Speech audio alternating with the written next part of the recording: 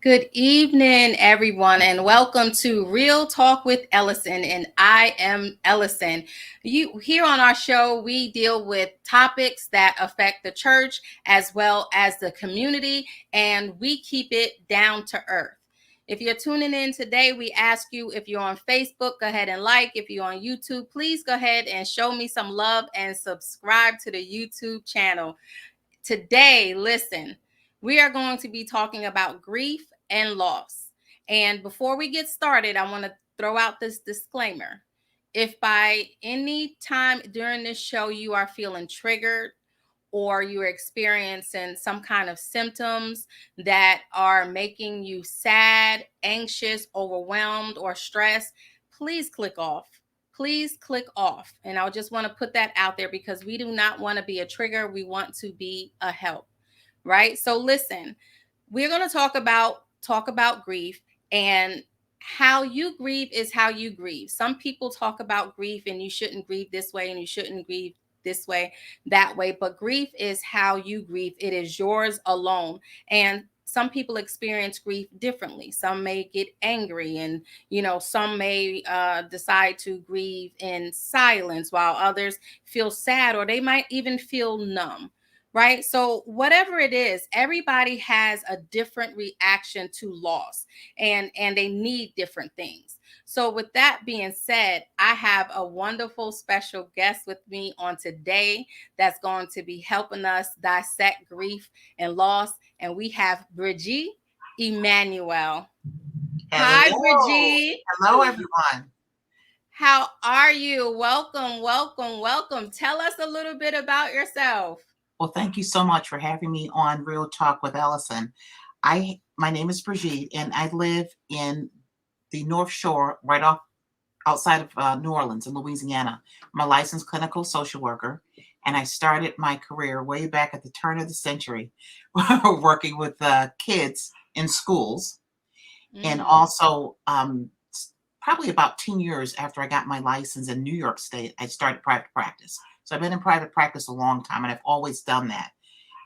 Once I left education, after 14 years, I started working with homeless population in upstate New York and New York City.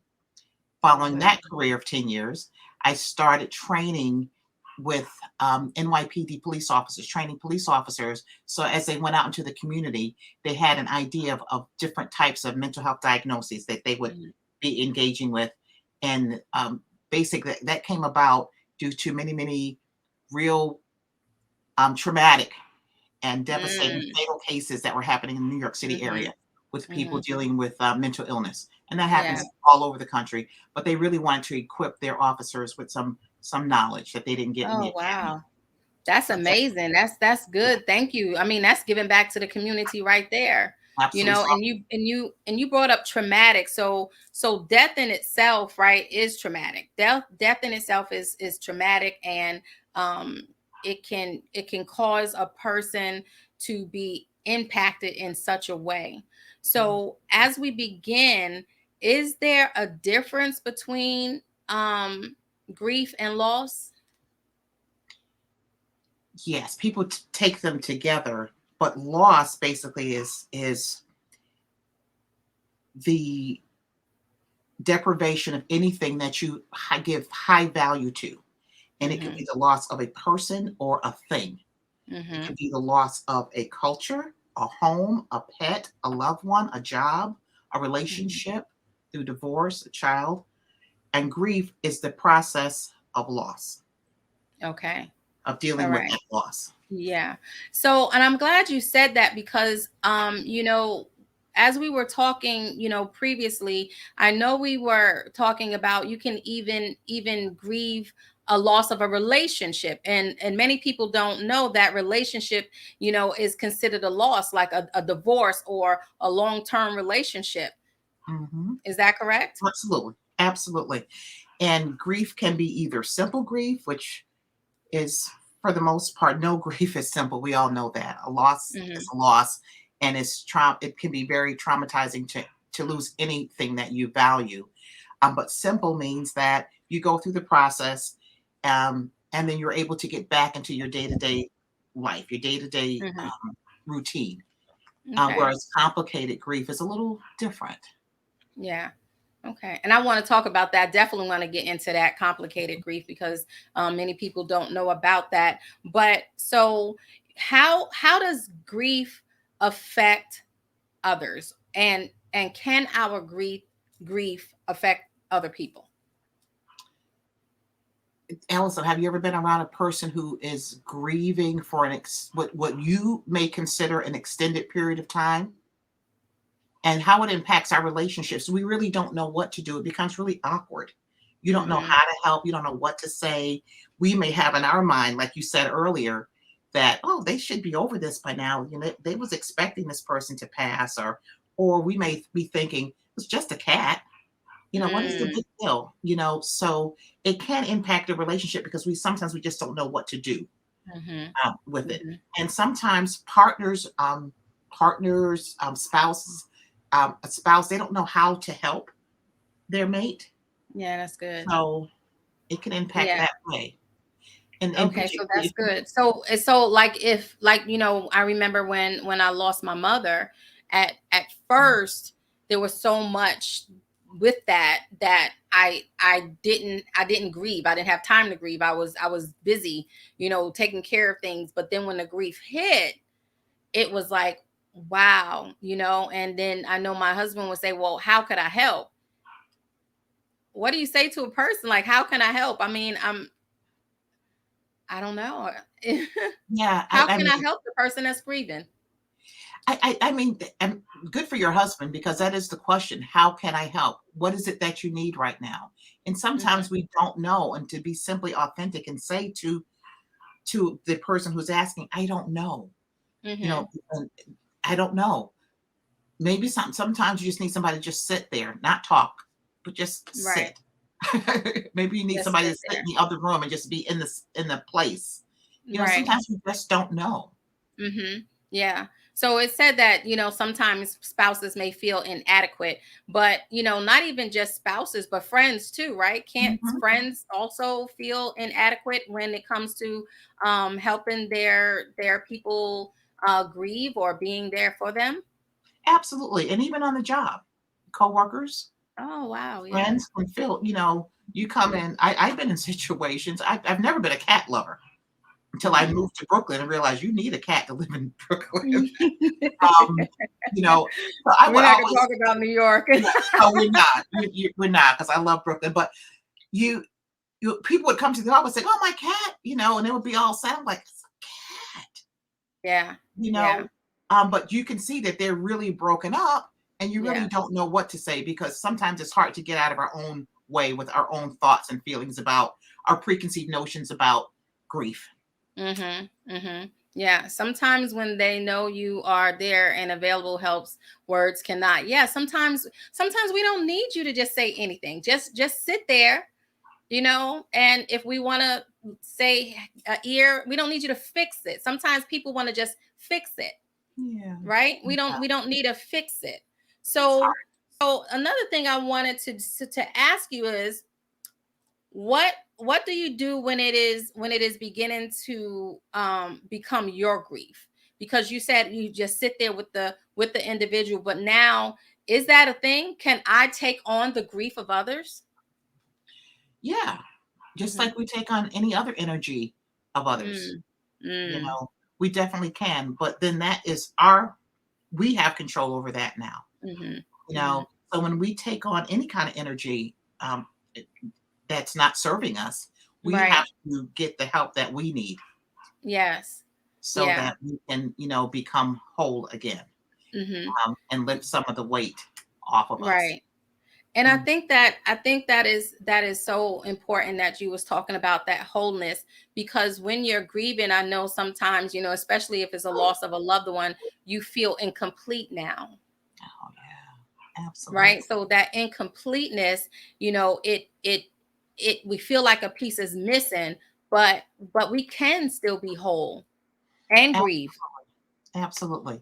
And like for a mate to see a spouse that's depressed and like that's dealing with complicated grief or prolonged grief in bed all the time, it does wear on because you just don't know what to do. But getting the proper help talking about, doing all of the things that that we'll talk about later on, Yeah. can help to bring that wholeness back over time. I Yeah. mean, for you, when you lost your mom, I mean, how long did it take for you to feel like Ellison and have permission to move on? Give Yeah. yourself permission. Give yourself permission to move on, which I think is really important, that you give yourself permission, because, and that's a whole nother another spin on that, that guilt sometimes stop you, depending on what the whole dynamics of the relationship was. That guilt Mhm, may stop you from moving on, you know. mhm. So Yes. my mom loved, anybody that knows my mom knows she lived out loud, you hear me? So when I would feel myself getting down, I would say, okay, you know what, that is not what your mom would want, Mhm, because my mom lived out loud. I mean, she was getting tattoos at 60, all kind of stuff my mom was doing. So yeah, so after and to truth be told, some years are still harder than more than other years, mhm. but it's okay. I identify it, but I still know that I'm whole, because just because she's not here, I still have a piece of her with me. Absolutely. Right. Abs So I think that is important. And I know we're going to come back to, grief and individuals, but I wanted to touch on some different topics about grief. So we'll come back to individual grief, but what is generational grief? Woo, generational grief. you know, generational grief, disenfranchised grief are concepts that speak to culture, and it's new to a lot of people, including myself, because in America, grief is studied as American grief. But when you think about grief and the definition of grief, it arises from the death of a loved one or the loss, and you're unable to accept that loss. With disenfranchised grief, is when your loss is devalued. Like Mm, you don't even recognize, like say for a cat, or it's stigmatized, like say for same-sex partners that lose their long-term mates or lose their mm-hmm, mates, mm-hmm, or a friendship.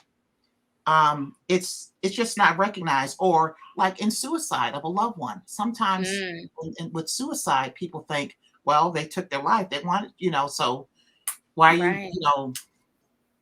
your Why grief are you shouldn't mourning be. over them? Yeah. Yeah, yeah. So, Yeah.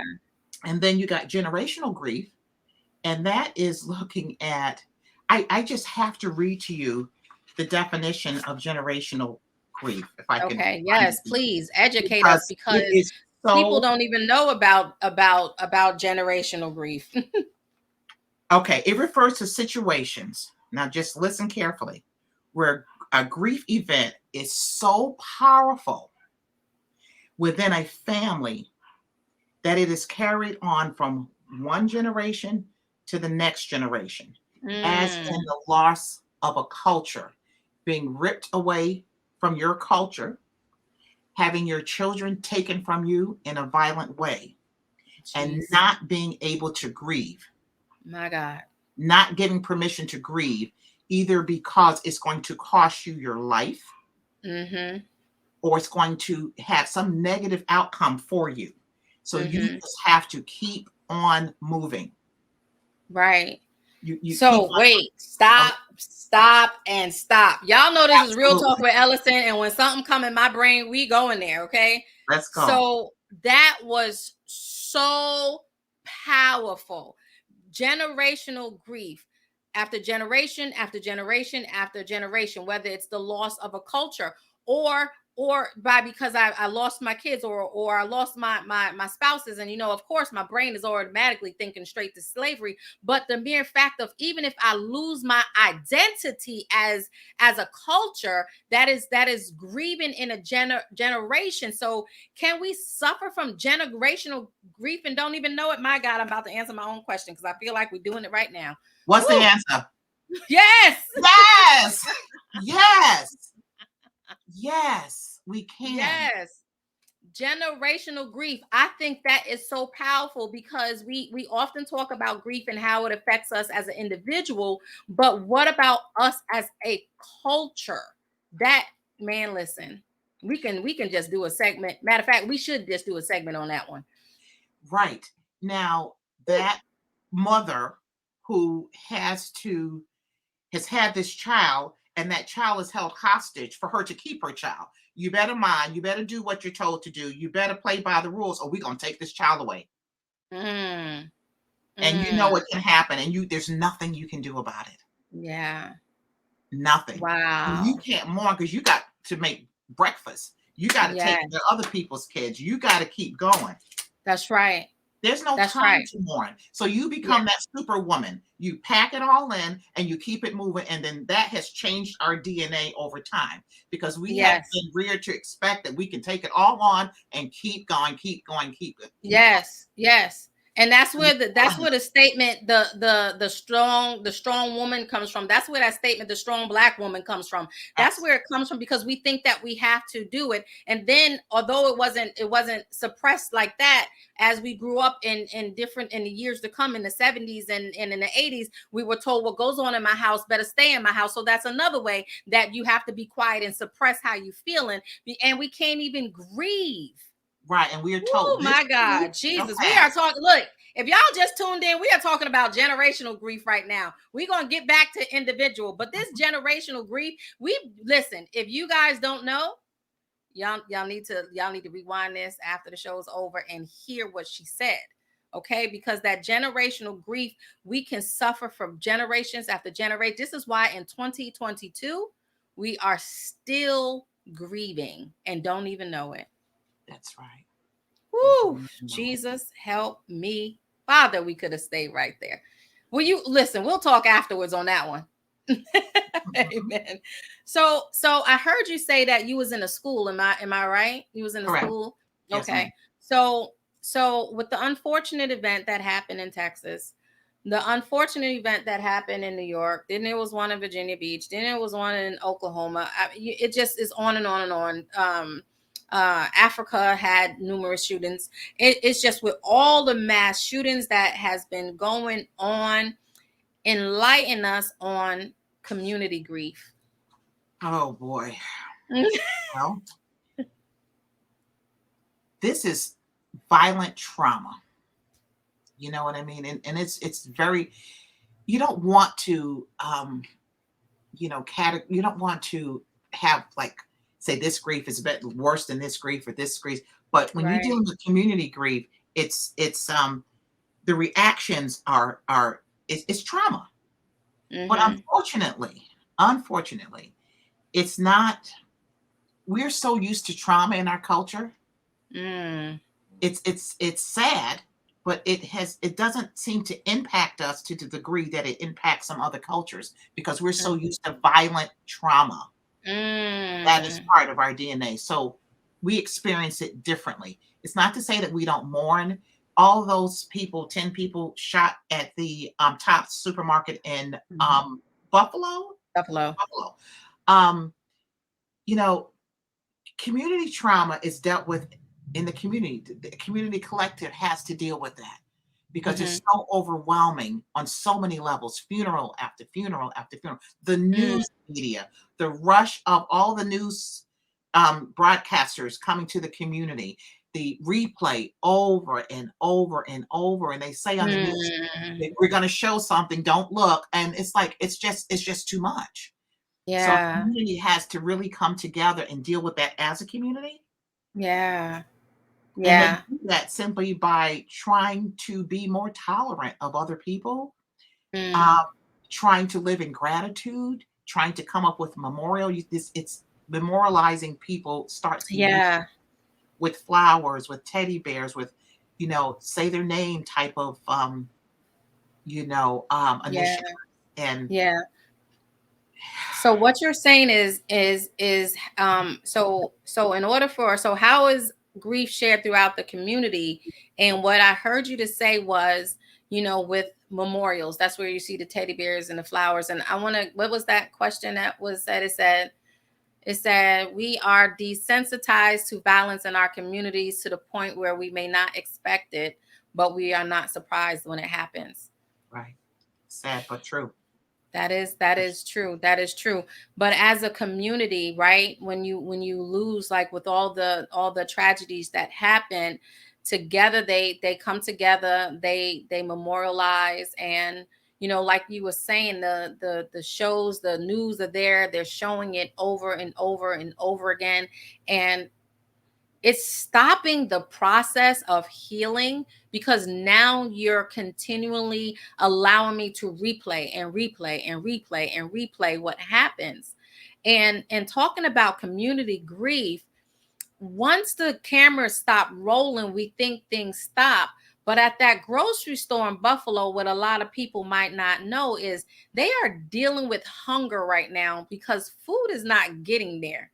So now because the grief, according to the news, has stopped, they're still facing something else, which is Absolutely. hunger, which is starvation. But we don't see that. So for a community to grieve together, they have to come together. Absolutely.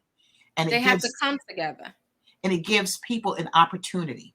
And there's always people that rise up. Hmm. You look at Trayvon Martin's mom, you look at all these other mothers that have lost children through tragic circumstances, or communities that have politicians from those neighborhoods that are Yeah, speaking up because they've had enough. yeah. So it gives rise to a different kind of healing Hmm. for some individuals. Yeah.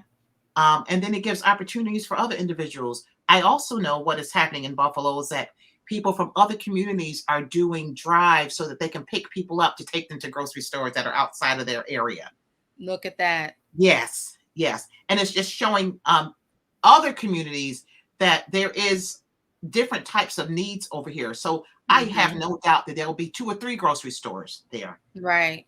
And the sad thing is, how come the news isn't filming that over and over again to show a community how to come together to get over grief? That's important. We show the tragedy, but we don't show the unity, if that Not makes always. sense. Not always. No, not Right? always. And we have to have unity in order to get it together as a community. Absolutely. Right? And I Absolutely. think that is so powerful, and not only in community, but also with people. We have to come together when we're grieving. Now's not the time for the anger and everything else to stand in. Yes, united we must stand. That is so true. Right? Absolutely. so Absolutely. so outside of memorials, what can a community do to come together to heal? A community can do scholarships, they can do groups, they can do projects together as a community. Hmm.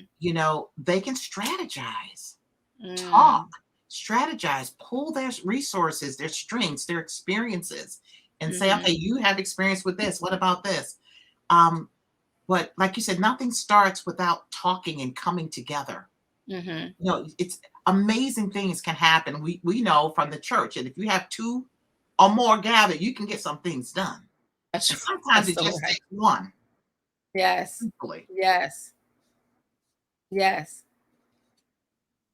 So that tolerance, and when something like that happens, you go through this thing called post traumatic growth.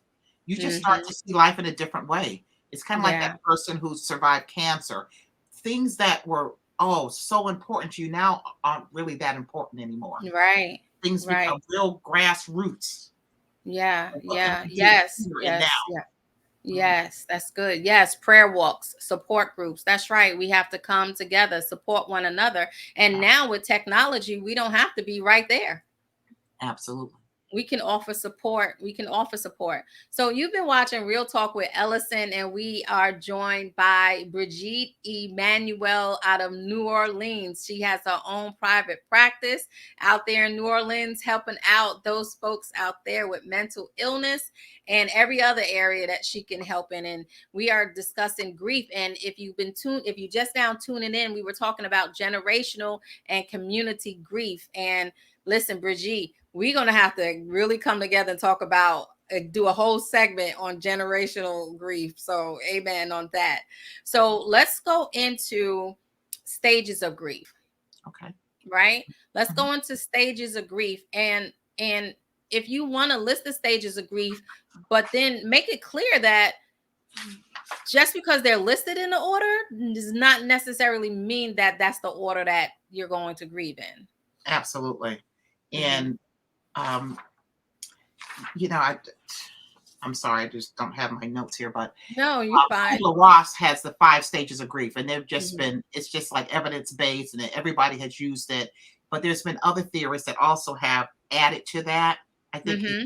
Enoch had like 7 stages of grief. But Mm-hmm. basically, Mm-hmm. you're going to start off with like shock and denial. Yes. And that's when you just kind of numb it all out. It's just like this Mm-hmm. disbelief that this is happening. Right. And then you're going to move into like pain Mm-hmm. and guilt. Yeah. Um, Yeah. as the shock wears off, and anger and bargaining. It's like, why Mm-hmm. me, God? Why Yeah. did this happen to me? And then Yeah. you And start bargaining like, okay, I'll stop smoking if you just, you let know, them come back. Yeah. yeah, or I'll stop doing this, I'll stop gambling, or I'll just, whatever it is. You just start pleading and begging. And then when depression can set in, Mm-hmm. reflection of loneliness. Mm-hmm. And this is when you really realize the magnitude of your loss. Mm-hmm. And that's when you start saying, okay, can I afford to keep my house? What's going to happen with all my dreams deferred about my kids? And you start Mm-hmm. realizing now, beyond this person being Right. gone, or this loss of a job or a home or Yeah. whatever it is, it's like, what does all of this mean Yeah. now to me? Yeah. Like all of the variables that are going to be impacted because of this Mm-hmm. loss. Yeah. And then there's this upward turn. You realize you start to see a little light, just a little hint of light in the morning. Yeah. You start to think, maybe I can go on. Yeah. Yeah. Yeah. Yeah. And I want to talk about the disbelief because, and I'm going to talk about myself Mhm. because even though it's been over 10 years from my mom, I'm like, sometimes I still can't believe she's gone. Like sometimes I'll be like, oh my gosh, my mom's gone, but I'm not sad or anything like that, but there are times when I'm seriously like, I can't believe it. And I remember a couple of years ago when something happened and I was so excited, I actually picked up the phone and was getting ready to call her, and I was like, oh man, she's gone. But that's okay. That's nothing wrong with that. Mhm. Right? Because I'm not sulking and basking in the grief. I'm just still like, oh wow, mom's not here. That's And I right. wanted to just talk with that because sometimes people feel guilty if they, have a thought like that, or even if they tend to forget maybe something. And Mhm. we can't feel guilty as time goes on if we, oh man, yeah, I remember that. I forget that. Or, because somebody be like, oh, remember? And he's like, oh no. Should we feel guilty because we don't No, it's just so human to take that in as a reflection of our sadness or our grief. I remember? must not have loved her that much. I must not be as miss her as much as I Hmm. forgot this or I forgot that. Absolutely not. Yeah. Actually, that is probably a good sign that your Hmm. brain is processing things in a way that's going to allow you to do what you need to do on a daily basis to survive. Your nervous Right. system is not so in a freeze state, Hmm. because there is no cure for grief, period. Yeah. That's it, because it's not Yeah. an illness. Right. It's not an Right. illness, it's just a process. That's right. And I wanna say this, even in the anger stage, sometimes what Eric says is we may feel guilty if we start to forget some memories or can't remember them as vividly. Yeah, I mean, you can feel guilty, but we can't live in that guilt because we're still here and we're moving on. And to speak about anger, sometimes people even get angry with God because they don't Mm, understand why their mhm, loved one is gone. absolutely. And you start to question, is there You really a start to God? question. Everything I Yeah. grew up believing, why would they do this? And that's Mhm. part of that bargaining Mhm. stage of Mhm. grief. You know, Yeah. start like, I don't think I'm gonna be believing in you too much longer, if you Yeah. don't do something about this or Right, make me feel right. better Because or it's help me, yes, you yes. know. Yeah. Now I'm thinking about the child, you were saying that, you feel kind of you pick up the phone to call your mom, or you're feeling some kind of guilt. I think Eric had commented that he did too. Uh, Mhm. but think about the person who lost a loved one as a child and don't have any memories That's of their good. mother. Like I have a friend, I lost my mom as a teenager. So Mhm. I'm with a group, you and I, Ellison, that's called Motherless Daughters. It's a whole Mhm. study on motherless daughters.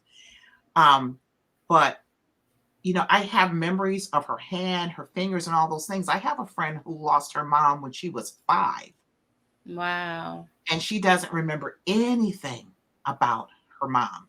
And I am Yeah. so grateful for what I am able to remember. I can't remember everything, and there's things that my siblings remember that I don't, but I'm Yeah. so grateful for the memories that I do have. Mhm. So I'm glad that you mhm. I just stay there in that Yeah. gratitude.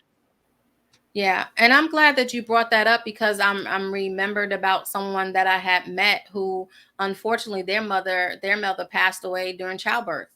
Mhm. So when you were saying 5, at least there was something there, but at childbirth, and it's almost like you went through life missing something. Absolutely. So yeah, I was reminded of that when you said that. So it's so many different areas of grief, that we do go through. And again, grief is unique to you. Absolutely. Absolutely. Grief is unique to you. So with complicated grief, right? Because there's complicated grief and now there's prolonged grief, and those are the ones where you just cannot seem to Excuse me. let go. Bless you. You just cannot seem to let go. You're stuck in prolonged grief, and you keep remembering the tragic event over and over and over again. You're reliving it, and you're not allowing yourself to go through the process to heal, right? Absolutely. So if we're stuck in prolonged grief, if we're stuck in complicated grief, grief can contribute to other kind of problems, Oh, right? absolutely. So it can Absolutely. increase what? The development of health problems, right? Absolutely. Anxiety, insomnia. Um, what are some of the other things that we deal with grief? You could have lose weight, gain weight, Right. high blood pressure. Hmm. Um, Relationship difficulties. absolutely. Absolutely. Yes. Yeah. And this, believe it or not, some research says that because grief is so, it can be so depressing. You have Hmm. muscle instability because you're not doing as much as you used to do. Some people Wow. just go to work and come home and get in the bed. And so some Right. people ask, like, how do you know when the grief has crossed that threshold into depression? Because they Right. look the Right. same. They really do when it's complicated or prolonged. Right. Um, but the difference being that with prolonged grief, you are constantly, like you said, thinking about the loss or the Hmm. or the, or the traumatic event. Whereas with depression, there's no relation to the loss in particular. It's just Hmm. generalized depression. You just can't get it together. Right. You know, um, so So I think that's important you said that because, loss is loss anyway. But mhm, when it's unexpected or when it's tragic, or you feel guilty because maybe something just happened right before it, right? So then now I'm prolonged and I'm stretching this out. And like you said, when do we start realizing that, this may no longer be grief, but we might be tipping into depression? Like, what are some symptoms that we can realize that maybe we're getting into depression now? I think that it is when it is not about the event anymore. Your Mm, thoughts, when you're in grief, your thought is constantly about the event. I mm-hmm. miss him or her. I miss the dog. But now it's not about that anymore. Mhm. You maybe there's aches and muscle pains, Mhm. some digestive issues sometimes with depression, and Yeah. you have no way of figuring out why you feel the way you do. You just can't get it Mm. together. Mhm. But Right. either way, if you have prolonged grief or depression, and we can't get caught up in that, those definitions of that. Right. If this is going on for a while and it's interrupting your day-to-day living, you got to do Mhm. something about it. And that's That's right. the bottom line, and that's the real talk. That's the What bottom are you going line. to do about it? That's the either way you got to do something about it, right? And Mhm. listen, and I'm glad that you said that because prolonged grief, trust and believe, you better believe that the symptom is depression. So, Chicken or the egg, right, it goes together. So listen, when it comes to the community, when it comes to the church, how can the church help people who are grieving, or even a community? I think it's just giving space. People Mhm. start to heal when they tell their stories. Mm. Even, that's why they do the news stories and they ask this person, that person. But when you tell your story over and over again, you s- it becomes real to you, and it's no longer of I can't believe that this has happened. Mhm. It becomes your story and only your Yes. story. So that Yes. starts the healing. So I Yeah. think churches and communities just giving space so that people can tell their story. Let them tell their story. I Yeah, like that. and listening, we all, we're social workers. We like stories anyway, but most people like stories. Even non-social workers, we're enthralled with someone else's story. That's why we like Yeah. everybody else's business, Mhm. because Yeah. we want to know their story. Yes. Because So at the end of the day, there's a story behind why you're feeling this way. yeah, And although yeah. you may not know why you're feeling this way, the story could tell why you're feeling this way. Yeah, when you share your story, you open up an opportunity for others to share their stories, or to not to add to your story in a different way by sharing theirs. By sharing theirs, yeah. Yeah, it can Or add to your or story mhm, and the mhm. human collective story of a Yeah, community. yeah. And I like that because even though our grief is different, right? Hearing your Mhm. story, especially if it just happened to me, hearing your story lets me to know that okay, I can get through this. Mhm. I Absolutely, can make it. absolutely. I'm not alone because that's what I just lost my loved one.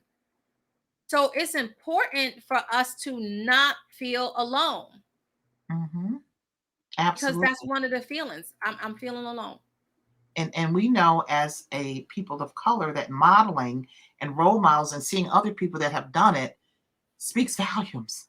Yeah. Like, Yeah, that's I good. always question, like, how do you survive the loss of a child? And I see these mothers out there Mhm. advocating and moving on, and I'm Mhm. like, wow, Yeah. it's inspirational.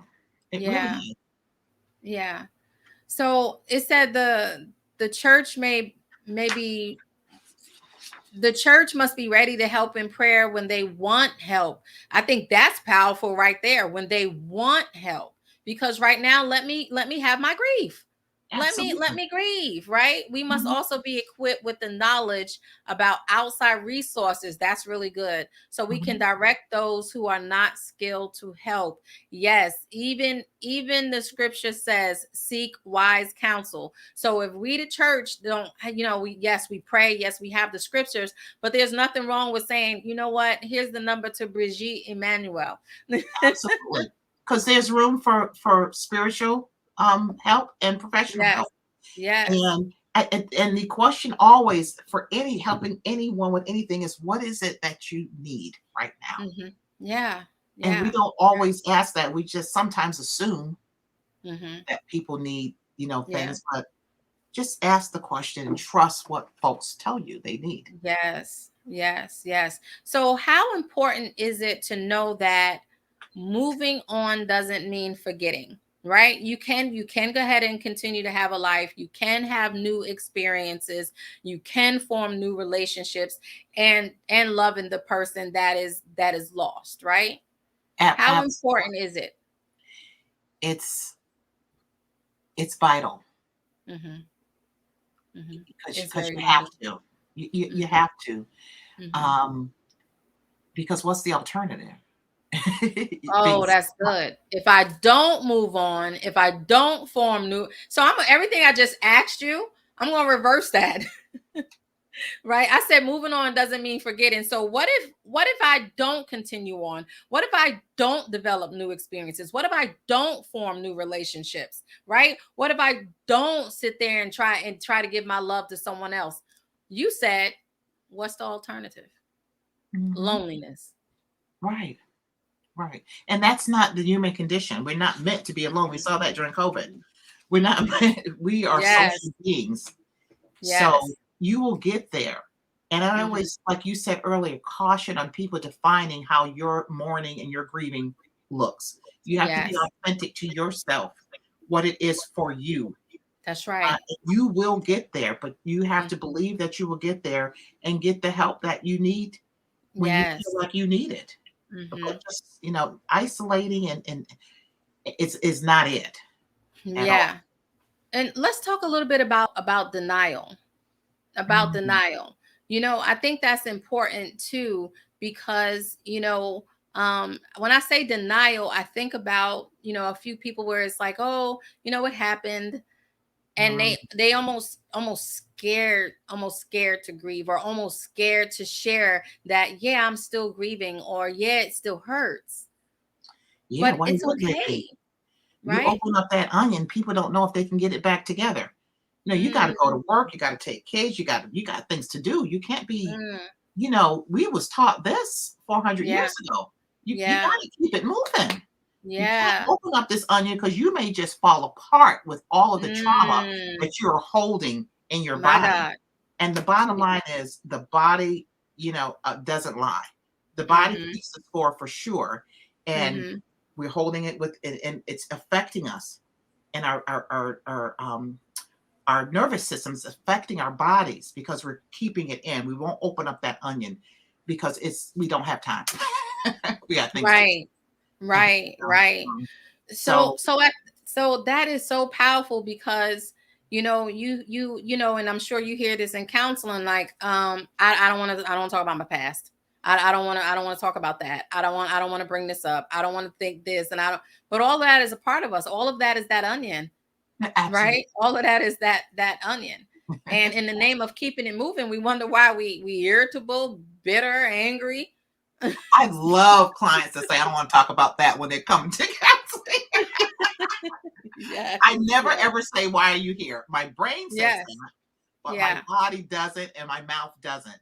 And we just Yes. keep going and we just keep coming back to the same thing. And then they come to their own realizations that I gotta talk about some of that stuff. Right. Yeah, it's important. It's important. So and I think what we want to convey, that the goal of grieving isn't to forget. It isn't to No. forget, right? That the goal of grieving isn't to forget. Nobody's saying forget your loved one or anything else like that, but figure out how would you like to remember them. And if I can use myself for an example, on Mother's Day, I might take flowers to the water. On her birthday, I might take myself out to eat. She loved, different kind of food, so I might take myself out to eat, just, me in a book, just to celebrate my mom. So it's not that I'm forgetting her. It's not that I'm holding on to my loss, but I am choosing that way to remember. So, how important is it for us to choose how we want to remember our lost? Oh, that's hugely important Mhm. because that is our experience and ours alone. And those kind of traditions and decisions of how we're going to memorialize that person on anniversaries, on when things come up. Like things always come up. When your kids graduate, you wish your mom was here. When you get married, you wish your mom was here. Yeah. Holidays, you always remember, but you choose how you're going to do that. Some people actually still set a table for a deceased one on holidays, and that's fine Yeah. too. It's whatever Yeah. you decide it's you want to do, and Yeah. not let anybody make you feel any kind of way about that decision. Hmm. And Yeah. just living in gratitude and positivity that you knew the person, that you had as much time with the person Yeah. as you did. That's good. That's good. Listen, if you tuned in, you are watching Real Talk with Ellison, and we are here with Brigitte Emmanuel. I just love saying her name. So, Brigitte, I just think that's so fun. Brigitte Emmanuel, she's a licensed clinician social worker out of New Orleans. And we have been talking about grief and loss. And so, Brigitte, with you saying that, I have my own event planning company. And there are times at weddings that I set up a memorial, whether it's a little area with a candle or sometimes a flower in the seat, Mhm. or a little picture, or of the grandparents or the parents or whatever. But we still implement them into the life event, even though Mhm. they're not physically there. The By me creating that little memorial space is allowing them to feel connected to their loved ones still. Absolutely. So I thought Absolutely. that was powerful that you That's brought that very up, good. because the death of a loved one, it usually brings several changes. Mhm. It, and they could range from minor changes in your daily routine to entirely new routine, Mhm. you Abs know? So that, I think that's important too, to be able to adjust. Yeah, We have to be able to adjust and navigate through these changes, and right? acknowledge your pain, lean on your faith, adjust, and, just make a decision that I am going to be okay. Hmm. I see the light now. It may not be as bright as I want it to be, but it Hmm. will be. Hmm. Today is not as So bright today. right, right. Mhm. So you said make a decision. And that is so powerful, because how do I make a decision when I keep telling myself I don't know what I'm going to do? Okay. I This don't is know what I'm going to do. I can't. mhm. This is when you lean on your faith, Mm, because that is sometimes you just don't know. And that's what faith is about. mhm. And for people that don't have a sense of faith, you can lean on, friends, or you lean on your experiences and you look at everything that you have accomplished and you have been through. I was able to get through that. I survived. Yeah. I was in a car accident. I survived. Mhm. I lost my job. I got another one. I survived. Yeah. You look at everything that you've been able to, and you come up with evidence for yourself. Okay, so if Right. I did that, what would make me think that I won't eventually get over this, even though it's huge? Uh-huh. And then you also lean into what you, like you said earlier, what would that person want from you? Right. Right. Wow, I think that's so important that you said that, because when we talk about adjustment, there's like the internal adjustment, the external adjustment, the spiritual adjustment, and talking about the internal adjustment, like you said, it's a change in to identity. So I might have to answer the question, who am I now? But who are you? Who were you before? Like, how important it is to know who you were before, to say, well, who am I now? Yeah. And when you lose a spouse, that's really significant, because now you lose the married group, because you're not married anymore. Mm, You're not Mrs. You're that person you was widow, before. yeah. Yeah. Mm, So yeah, redefining yourself. We're so good at that as a yeah. people. And it's really just not numbing it Individual. out and using Yeah. some healthy coping mechanisms, and not going to those unhealthy coping mechanisms Yes. you know, uh, uh, that sometimes we do, whether it's gambling Right. or drugs or alcohol Yeah. or Being over sex or promiscuous, you name whatever. it, it happens. Exactly. Shop therapy. Yes, yes. So with that being said, the who am I now, with me losing a loved one, could that possibly affect the self-esteem? Yeah, Because who am I now? absolutely. Absolutely, and Okay. that's when you draw on everything that you have always been. Mhm. You Yeah. may have lost you may think in your mind you lost the title of wife. You're still a wife. Yeah. You just That's your right. husband or your spouse is not here. Yeah. You're still a daughter. Yeah. I'm still a mom. Yeah. So Wow. I just think that when people start to see that light and they start Yeah. to feel that lightness in their heart a little bit, you will grieving can last a lifetime. It just Yeah. doesn't go away ever. It's just different degrees, and you ride that wave. Like you were saying, Yeah. you may just grieve on different occasions and different Hmm. things come up, but it doesn't go away. Doesn't go And away. It that's doesn't okay. go away. You just have to acknowledge that as Yeah. part of who you are, to be able to move on. Right, right. So we talked about the internal adjustment. Now there's the external adjustment, because the external adjustment is, man, I got to cut this grass now. I got to start dealing with everything that perhaps that loved one did. So this is another these are all areas that we don't really think about when it comes to grieving, that we got to think about that. We got to think about that. And it says no man is an island, we need one another. People don't need to say, if I was you, I would do this or that. People need grieving coping skills. Yeah, yes. I cannot listen. You don't know what you're gonna do until you in that situation. So Isn't that the funniest little thing to say? If I was you, I would. If I would, yeah, if you was me, you would do exactly what I did. That doesn't make any right, sense when you think about it. right. Yeah, yeah. But Like, no, yes, you're not me. Grieving is unique. It's unique to you, and that's right? So I why think that's powerful. I'm sorry. Talking with others just gives you a different perspective.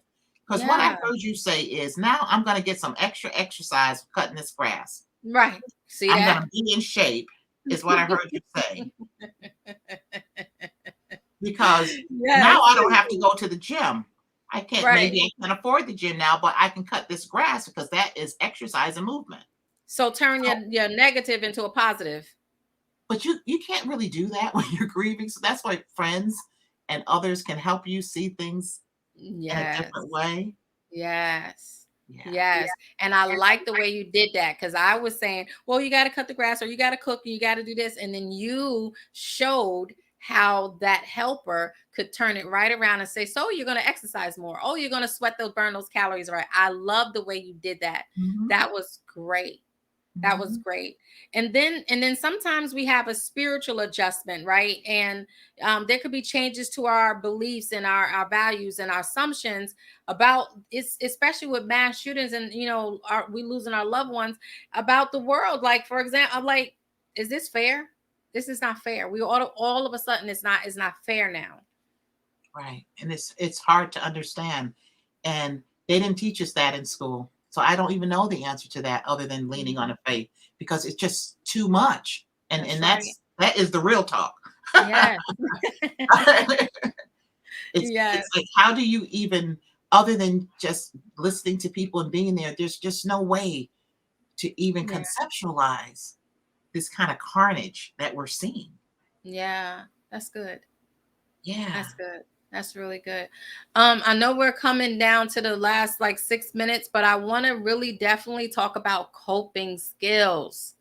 Coping Mhm. skills. The importance of having coping skills regardless of your process of grieving. Right? So let's chat about some coping skills. Act, don't numb yourself out. Don't act Mhm. like it's not happening. Mhm. Acknowledge your pain. Mhm. So it is what it is. Speak the truth and say, I lost my mom. I am hurting today. Mm. I need to just be alone for a little while, and then I will come up with a plan to do this. Yeah. Um, ask for what you need. You know, Yeah. I need somebody to cut the grass this week. I did it last week. I just don't have it in me this week. You Right. know, can you, Yeah. you know, can you help me? And that's, Yeah. we don't like to Just ask for help. ask. No, We just don't like to ask for help because we've been conditioned to just do it. just do it. Up it down and just keep it Yeah. moving. And then we feel bad when we can't. We need to get over that. Yeah. You know? And if the death of George Floyd didn't teach us anything, we have to take care of ourselves first, Yes. before our Yes. spouse, before our kids, because we Yes. have to be there for us and be authentic to us. Yes. So asking for what we need, seeking face-to-face support is not to isolate. And Yeah. thinking about how you got over some of those other traumatic events or losses in your life. How did I cope with that? What did I do? Right. Right. You Right. know, and do more of those things. Mm-hmm. Mm-hmm. So You I know, have a question. What about instead of allowing the grief process to preoccupy your mind throughout the day, what about a specific time? You know what? Okay, this is how I'm feeling right now. I identify that I'm grieving and I'm hurting. Let me just sit here. Let me allow myself to cry if I need to cry and get it out. So now I can say, okay, Ellison, you've grieved, you've cried. Get up and go cut the grass. What are your thoughts on mhm. that? I think that is a great way to cope. It's called, Hmm. compartmentalizing things, Hmm. putting things in containers for limited periods of time. I'm Yes. speaking to those little girls and little boys inside of us that start tantruming because we want what we want, what we want. And right now, I Right. want my mommy back, or I want my spouse back. I just want my life back. And Right. it's just like acknowledging that your nervous system is overstimulated right now. I Hmm. understand that. And I understand that. So let me just kind of assess my body and scan and see what it Right. is that I need. Because sometimes you just need Yeah. some sleep, some water. Yes. Yeah. I'm like my grandmother. My grandmother Listen, always said, "You just need some water." honey, and mine is tea fixes everything. Get you a warm cup of tea and cuddle up. But sleep, listen, sleep is so important to healing. Absolutely. Sleep. And a lot of people like, I can't sleep. I can't sleep. I can't sleep. Listen, I got it. You can't sleep. Get off TikTok, get off YouTube, turn the TV off, put a calm app in, put the Bible app in. But I don't care what you got to do, but we need to learn how to sleep, right? And if we can't sleep, get up, journal it out, and That's then go right. back to bed. That's right. Come up with a sleep routine that works because it is Yes. important. When you can't sleep, Yes. it's like it's not having, it's like not on sand all day. You just, Yes. everything is, it's just not good. You're not wired Yeah. well. And Hmm. eating better, Yes. when you're going through anything, eating Right. better. Yeah. And we tend to eat really bad when we're not feeling well. Right. And that we Right. should just do the opposite of that. Mm-hmm. Because we're comfort eating, Mm. right? So if you want to Mhm. comfort eat, get some carrots, Or some cabbage soup. some cabbage. Something Girl, that's good. flavorful. It's She comforting. said cabbage soup. Yes, yes. So that's important. So and even the water, because the water helps with the hydration, which helps with your headaches. So you said the water, you said sleep. Pick a time to allow yourself to grieve. It's help. Talk about it. Call a friend. Phone a Call a lifeline. friend. So, and I think that's so important that you said that, because call a friend, because sometimes it's like, well, we don't want to bother them, or we don't want to just kid him, whatever the case may be. Pick up the phone, You gotta. call a friend, Yep. Write a call a letter friend. to write a letter about your grief. Write a letter to the Yes, person or thing that you lost. Um, yes, come up with a plan for the next day. Come up with a plan for the yes. next couple hours. Yeah, that's Take a good. bath, do your That's hair. good. That's good. That's right. That's right. Take care of you. Mhm. Take care of you. Well, Brigitte, I just want to say thank you so much. It has been a pleasure talking with you. I know it was a tight subject, but I do want to say that you made it light. You made it to where we can understand, and you gave us a lot of information. And we're going to talk offline again, because I believe it's so important for us to talk about this generational grief. So we'll get together on that. But again, I want to thank you. If you just you've been watching Real Talk with Ellison, excuse me, and we've been talking to Brigitte Emmanuel out of New Orleans. She has her own private practice out there. That's her number right there. If you got family members out there, tell them, listen, y'all need to go ahead and call her, right? Because she's been helping the community out, and we just appreciate you, all you do. And thank you again for tuning in to Real Talk with Ellison. Brigitte, I know you have some things that you got to do right after this. Lady, take care of yourself, okay? Thank you so much, All right. Allison. Thank you so much for watching Real Talk with Ellasin. Listen, we talked about grief on today, but on next week, we are going to be talking about hope, because we have got to restore hope. We have got to let the people know that you can still be hopeful. Amen. So on next week, Thursday at 7 p.m., we are going to be talking about, we're going to have a panel of restoring the hope. So thank you so much for tuning in to Real Talk with Ellasin. Don't forget to subscribe. God bless.